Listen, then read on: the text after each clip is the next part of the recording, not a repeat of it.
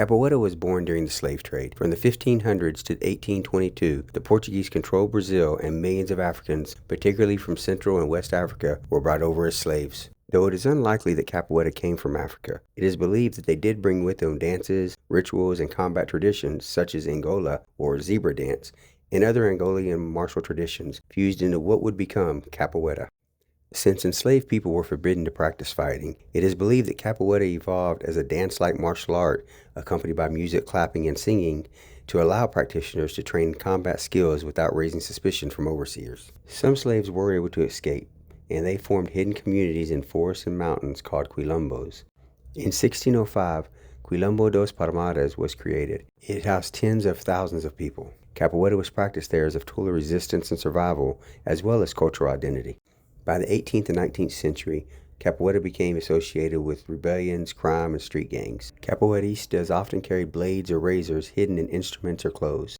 In 1888, slavery was abolished. In 1890, Brazil saw a new government that outlawed Capoeira, seeing it as a dangerous practice linked to resistance and social disorder. In the 1930s, Manuel dos Rios Machado, also known as Mestre Bimba, founded Capoeira Regional in Salvador, Bahia. He removed much of the criminal stigma by structuring Capoeira as a martial art with sequences, uniforms, and grading systems. He also integrated elements of other fighting systems to make Capoeira more effective for self-defense. In 1932, he opened the first Capoeira Academy, and in 1937, he gained recognition from the Brazilian government.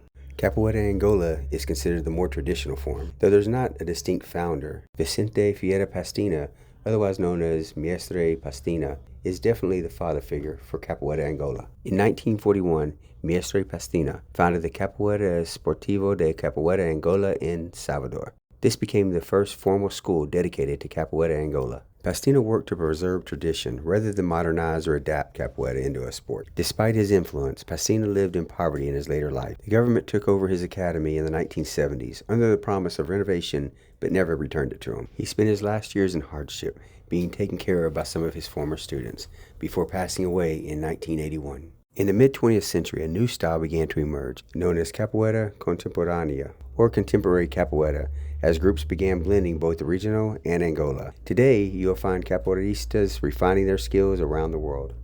These are my resources and recommended reading for anyone who wants to learn more about the history of Capoeira.